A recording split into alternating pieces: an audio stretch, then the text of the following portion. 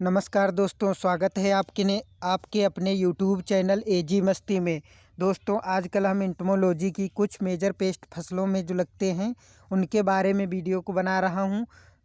और ये सोच के साथ बना रहा हूं कि ज़्यादा से ज़्यादा आप लोग देखेंगे और इसको समझेंगे कि क्या क्या पेस्ट, कैसे कैसे पेस्ट हमारी फसलों को नुकसान पहुंचाते हैं और क्या उसके मैनेजमेंट होते हैं, क्या उसकी लाइफ साइकिल होती है। तो हमने पैडी क्रॉप का एक वीडियो बना भी रखा है, गंधी बग का। उसकी हमने लाइफ साइकिल पूरी बता चुका हूँ। उसके बाद में अगला वीडियो हमारा पैडी क्रॉप का है, उसमें है बीपीएच, जिसको बोलते हैं ब्राउन प्लांट हॉपर, जिसको शॉर्टकट में बीपीएच बोला जाता है। ये हमारा केश पेस्ट जो होता है बहुत ही नुकसान पहुंचाने वाला फसल को है। ये फसल के अंतिम समय में लगता है, जब हमारी फसल पूरी तरीके से पक जाती है और पकने के बाद में कटने का टाइम आता है। जैसे दाना हमारा मजबूती की ओर होता है, उसी टाइम ये हमारा कीट लग जाता है, जिससे हमारी फसल पझा जैसी जाती है और खेत में गिर जाती है, जिससे काटने में भी नुकसान होता है और इससे काफ़ी सारा नुकसान भी हो जाता है। फसल हमारी ज़मीन से टच हो जाती है, दाने, जिसकी वजह से काफ़ी दानों की वज़न में गिरावट आती है और कई सारे डिजीज़ जो होते हैं मिट्टी से सीड में चले जाते हैं, बीज में चले जाते हैं। तो देखते हैं इसका वैज्ञानिक नाम क्या है। तो इसका वैज्ञानिक नाम है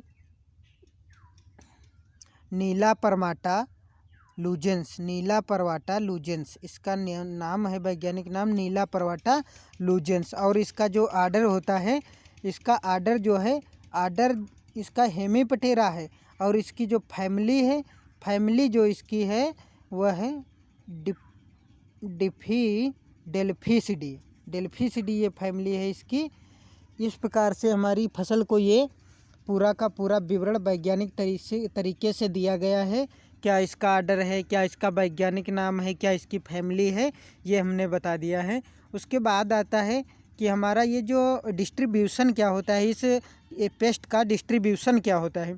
डिस्ट्रीब्यूशन हमने पिछले कई सारे वीडियो में बता भी रखा है कि ये जो पेस्ट होता है किस किस जगह पे पाया जाता है, कहाँ कहाँ पे ये कैसे कैसे पाया जाता है, ये होता है उसका डिस्ट्रीब्यूशन। तो डिस्ट्रीब्यूशन में मैं देख रहा हूँ कि डिस्ट्रीब्यूशन में है all over country where rice grow area. मतलब ये हमारी उन जगहों पे पाया जाता है जहाँ पे धान की खेती होती है। पूरे एशिया महाद्वीप में जहाँ जहाँ पे धान की खेती होती है वहाँ वहाँ पे ये पाया जाता है। डिस्ट्रीब्यूशन ये होता है। उसके बाद आता है हमारा अपीयरेंस, मतलब कि ये दिखता कैसा है। हमारी फसलों में ये लग जाता है। हम लोग काफ़ी सारे कमेंट्स देखते रहते हैं, किसान भाई करते हैं कि ये कैसा दिखता है, बताते कुछ है और दुकान वाला समझ नहीं पाता है कि क्या है मैटर और कैसे इसका मैनेजमेंट करना है। इस प्रकार से इसमें दिया है। तो ये अपीयरेंस जो होता है, इसका अपीयरेंस में आता है ये 30 mm फीमेल लंग होती है। इसमें 30 मिलीमीटर की जो फीमेल होती है कीट की, उसकी लंबाई 30 मिलीमीटर होती है।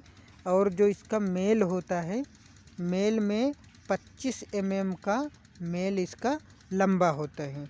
मेल की लंबाई 25 mm की होती है और जो इसका फीमेल होती है वो 30 mm की होती है। तो इस प्रकार से इसका होस्ट प्लांट जो होता है, होस्ट प्लांट हमने बता भी रखा है कई कि जो किस किस फसल पे ये ग्रो करता है। तो होस्ट प्लांट इसके देख लेते हैं हम। होस्ट प्लांट में आता है राइस, उसके बाद आता है व्हीट। दो ऐसी फसलें हैं जिस पे ये मैक्सिमम ये लास्ट में फसल पक जाने के बाद में ही पाया जाता है। उसके बाद आता है इसमें कि डैमेजिंग स्टेज क्या होती है, हमने बता भी रखा है डैमेजिंग स्टेज क्या होती है। डैमेजिंग स्टेज को आज हम अगर इसमें देखेंगे बीपीएच में, तो डैमेजिंग स्टेज है, निम्फ है, एडल्ट है। मतलब हम ये देख रहे हैं कि आगे ये फसल में लगता है और डैमेजिंग स्टेज इसकी निम्फ और एडल्ट दोनों होती हैं। और जिस भी कीड़े की दोनों अवस्थाएं नुकसान पहुंचा देती हैं, वो बहुत ही सीरियस पेस्ट माना जाता है फसल के लिए। तो ये इसकी डैमेजिंग स्टेज होती है। उसके बाद हम देखते हैं कि ये नुकसान कैसे पहुंचाता है। तो हम देखते हैं कि बहुत सारे कीट होते हैं जिसमें सिर्फ निम्फ या एडल्ट ही नुकसान पहुंचाता है, मगर इसमें दोनों नुकसान पहुंचा रहे हैं। निम्फ हो या फिर एडल्ट है, दोनों के दोनों कीड़े इसमें नुकसान पहुंचाने का कार्य करते हैं। तो इसमें देखते हैं कि अगर हम निम्फ और एडल्ट हैं, ये दोनों जो है रस चूसने का कार्य करते हैं, जिससे पत्ती पीली पड़ जाती है, बाद में झुलसने लगती जैसी दिखाने लगती है। जहाँ से रस चूसते हैं वहाँ पे लार छोड़ते हैं जो टॉक्सिन का कार्य करती है। अब देखते हैं कि इसमें जो जहाँ पे सकिंग पेस्ट का है, सकिंग पेस्ट है, तो जहाँ से ये पत्ती और तने का रस चूसते हैं वहाँ पे टॉक्सिन का कार्य करती है। इसकी जो लार होती है सलाइवा रिलीज करता है, ये पत्ती पे टॉक्सिक का काम करती है। मतलब टॉक्सिन मतलब जहर होता है, पत्ती में जहर का कार्य करती है, जिससे पत्ती सूखने लगती है। अब जैसे जहर पड़ेगा पत्ती पे तो पत्ती जो है सूखने लगती है, और इस लक्षण को हापर बर्न कहते हैं। मतलब कि हापर बर्न कहते हैं क्योंकि ये हाप करने वाले कीड़ों का एक रोल होता है कि ये कैसे कैसे कीड़े हापर बर्न बनाते हैं। तो उसमें जो BPH है यही एक हापर बर्न का कार्य करता है, किसमें, पैडी क्रॉप में। तो BPH जो है ये हापर बर्न, अब आप समझ रहे होंगे ये हापर बर्न क्या होता है। हाप का मतलब होता है, हाप का मतलब ही होता है, दिया गया है क्या, हापर का मतलब होता है उछलकर कूदकर चलने वाला। मतलब ये उछलकर भी चल सकता है, मूवमेंट कर लेता है, और कूदकर जंपिंग में भी मूवमेंट कर लेता है। इस प्रकार से इसमें, और बर्न मीन्स होता है जला देना। मतलब जो उछल के किसी पत्ती को जला दे या उस पर बैठ के, जैसे उछल के चलता है, पत्ती पे बैठ गया, पत्ती पे बैठने के बाद उसमें बर्निंग करता है, उसको जलाता रहता है। इसके बाद हम देखते हैं कि ये बहुत सारा टॉक्सिक मटेरियल, इसका जो सलाइवा होती वो रिलीज हुई, और सलाइवा के चलते वो पूरा टॉक्सिक का काम कर गई, और टॉक्सिक से ही अपनी पूरी की पूरी फसल बर्बाद कर देता है। लास्ट में लगता है कि ये साला कीड़ा हमारा पूरी की पूरी फसल बर्बाद कर दिया। तो ये चीज़ होती है। इसकी लाइफ साइकिल को हम अगर देखेंगे, हापर बर्न, उसके बाद आता है इसमें कैसे कैसे आता है लाइफ साइकिल इसकी देख लेते हैं क्या है इसकी लाइफ साइकिल। तो लाइफ साइकिल में हम देखते हैं कि इसमें जो है इसके लाइफ साइकिल में जो अंडे का संख्या होती है, इग जो है 250 से 250, सॉरी, इसके जो इग होते हैं वो 200 से 250 अंडे देती है। और जो अंडे 5 से 8 दिन के अंदर निम्फ बन जाते हैं, जो अंडे 5 से 8 दिन के अंदर निम्फ बनने का कार्य कर देते हैं, वही अंडे जो है क्या होता है कि वही अंडे 12 से 13 दिन के अंदर एडल्ट बन जाता है। समझो कि एक एडल्ट 200 से 250 अंडे दिए, अंडे देने के बाद में 5 से 8 दिन के अंदर निम्फ बना, और वही निम्फ 12 से 13 दिन के अंदर एडल्ट बन जाता है। अब इसमें आप देख रहे होंगे कि ये जो निम्फ का 5 लिखा है, तो इसका मतलब ये है कि निम्फ 12 से 13 दिन के अंदर 5 बार मोल्टिंग करता है। 5 बार मोल्टिंग करता है कौन, निम्फ। 5 बार मोल्टिंग करता है निम्फ, उसके बाद ही ये अपनी स्थिति में एडल्ट बन जाता है। 5 बार मोल्टिंग करता है निम्फ इसका। तो ये निम्फ जो है 5 बार मोल्टिंग किया, उसके बाद ये एडल्ट बना, और वही एडल्ट फिर जाके 200 से 250 अंडे दे देता है। इस प्रकार से इसकी लाइफ साइकिल कंप्लीट हो जाती है। उसके बाद देखते हैं हम कि इग से निम्फ, निम्फ से एडल्ट। जैसे 3 स्टेज में किसी इंसेक्ट की लाइफ साइकिल कंप्लीट होती है, तो उससे हमें समझ जाना चाहिए कि ये इंसेक्ट जो है इनकम्प्लीट मेटामॉर्फोसिस से बिलोंग करता है, क्योंकि इनकम्प्लीट मेटामॉर्फोसिस में इग से डायरेक्ट निम्फ बनता है, निम्फ से डायरेक्ट एडल्ट बनता है। उसके बाद आता है कि मादा अपने ओविपोजिटर से मध्यम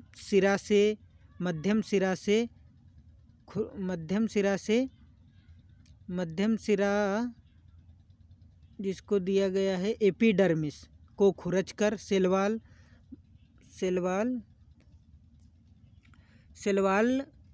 के कतार में अंडे रखती है। अंडे 10 से 30 एक लाइन में रखती है।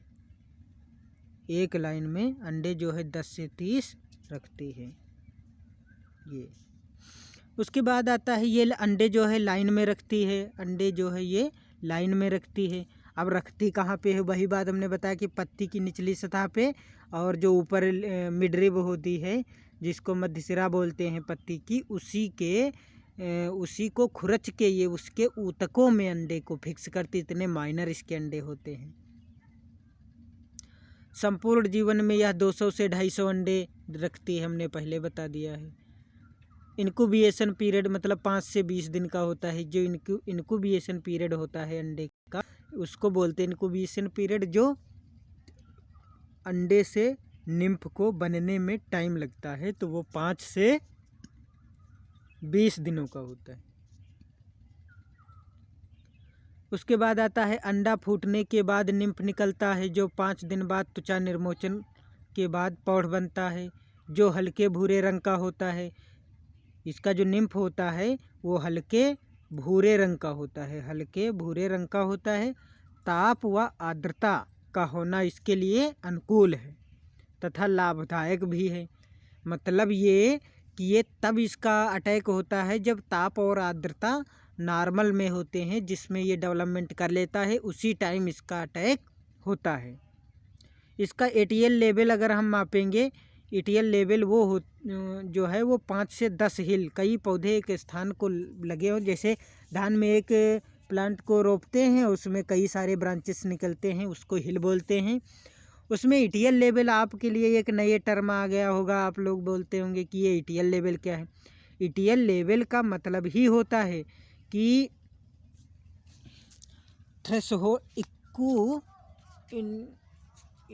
मतलब ये होता है कि थ्रेशोल्ड लेवल, मतलब कि आर्थिक स्थिति पहुंचाने का जो स्तर होता है उसको ईटीएल लेवल बोलते हैं। इसका फुल फॉर्म शायद मुझे ध्यान नहीं आ रहा है। टी से थ्रेशोल्ड लेवल होता है, ई से इनक्यूबेशन थ्रेशोल्ड हो, ये ऐसे कुछ होता है। शायद मैं अगले वीडियो में बता दूंगा इसका ये फुल फॉर्म क्या होता है। तो ये अगर एक पौधे पे 5 से 10 ये बीपीएच पाए जाते हैं तो समझ लेना कि ये नुकसान पहुंचाने की कंडीशन में आ गए हैं। इसका मेजरमेंट करने का एक पैमाना होता है। उसके बाद आता है इसका कंट्रोल क्या होता है। बायोलॉजिकल कंट्रोल में मैंने बता दिया, जिस पत्ती पे अंडे दिखें उस पत्ती को आप वहाँ से उठा लो और जला दो या मिट्टी में बंद कर दो। उसके बाद आता है बायोलॉजिकल कंट्रोल में एक और भी दिया गया है। बायोलॉजिकल कंट्रोल में, सॉरी मैंने जो बता दिया कंट्रोल वो फिजिकल कंट्रोल था, पत्ती को जलाना। और बायोलॉजिकल कंट्रोल में मैंने बताया है कि इसमें पौधे के ऊपर जो कीट लगता है उस कीट को खाने के लिए जिन कीड़ों का यूज किया जाता है उन्हें बायोलॉजिकल कंट्रोल में रखा गया है। तो इसमें जो है लाइकोसा स्यूडोनुलाटा। अब आपको पता होगा कि लाइकोसा स्यूडोनुलाटा जो आप देख रहे हैं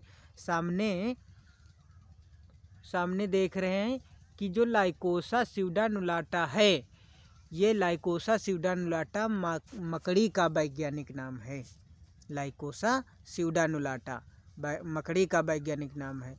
यह एक प्रकार की स्पाइडर है जो धान के खेत में पाई जाती है। इसके होने से 25 से 50 कीट को प्रतिदिन खाती है। इसी के होने से दवा का यूज धान में कम होता है। इसे वॉल स्पाइडर भी कहते हैं। उसके बाद केमिकल कंट्रोल आता है। केमिकल कंट्रोल में बहुत सारे कीटनाशी हमारे मार्केट में उपलब्ध हैं, जिनको डाल करके हम इसका कंट्रोल कर सकते हैं। इसमें जैसे मोनोक्रोटोफास है और इंडोसल्फान है, इमिडाक्लोप्रिड है। इस प्रकार से कई सारे कीटनाशी मार्केट में हैं जिनको हम डाल करके इसको कंट्रोल कर सकते हैं। उसके बाद आप लोगों के सामने एक दिख रहा होगा कि ये इमिडाक्लोप्रिड नोबल क्या है। नोबल मतलब इतनी सारी इंसेक्टिसाइड होती हैं जिसमें इमिडाक्लोप्रिड को ही एक Nobel prize government of India ने दिया है कि ये ऐसी कीटनाशी है कि इसका यूज करने से ना तो वायुमंडल में किसी प्रकार की कण इसके विद्यमान रहते हैं हुए और नष्ट हो जाते हैं, और ना ही इसको कोई डालने से वायुमंडल से लेकर के आदमी और फसल को इनडायरेक्ट मतलब कोई इसका नुकसान नहीं होता है। ये है नोबल इसके इंसेक्टिसाइड। तो वायुमंडल को भी सुरक्षित बनाए रखने में अगर कोई इंसेक्टिसाइड सहायक है तो उसको बोलते हैं नोबल इंसेक्टिसाइड। नोबल इंसेक्टिसाइड में जैसे इमिडाक्लोप्रिड टॉप पे रखा गया है, इमिडाक्लोप्रिड। उसके बाद आप लोगों को एक बात और धान की फसल में बता दें कि आप लोग इसमें जैसे अभी बायोलॉजिकल कंट्रोल में आया भी था कि लाइकोसा स्यूडोनुलाटा, ये मकड़ी का वैज्ञानिक नाम है, जो मकड़ी एक प्रकार की होती है और धान के खेत में लग जाती है। आप लोग देखे होंगे, खेतों में गए होंगे कि सुबह के टाइम धूप निकली है और देखते होंगे कितना सारा जाला जो है बनाए रखती है, उस पर कितना सारा जाला बनाती है। ये धान की ऊपरी पत्ती पे एक पत्ती को दूसरी पत्ती से बांध के रखती, तो आप लोग तुरंत ही उसको उसके लिए कोई मैनेजमेंट ये सोचते बहुत सारी मकड़ी लग गई है और इसके लिए कोई कीटनाशी का स्प्रे कर दें। आप लोग कीटनाशी का स्प्रे करते हो और ये आपको पता नहीं कि ये है क्या। अरे आप लोग जिस कीटनाशी का यूज जिसको मारने के लिए कर रहे हो वही काम ये लाइकोसा स्यूडोनुलाटा करती है, मकड़ी करती है। आप कीटनाशी को डाल दिए, मकड़ी तो मर गई, आपका कीड़ा थोड़ा बहुत मरा, उसके बाद फिर से वो पत्ती पे आ गया। तो ये मकड़ी जैसे दिखे तो सही तरीका ये है, वैज्ञानिक ये बताते हैं कि इसको कभी भी मारना नहीं चाहिए।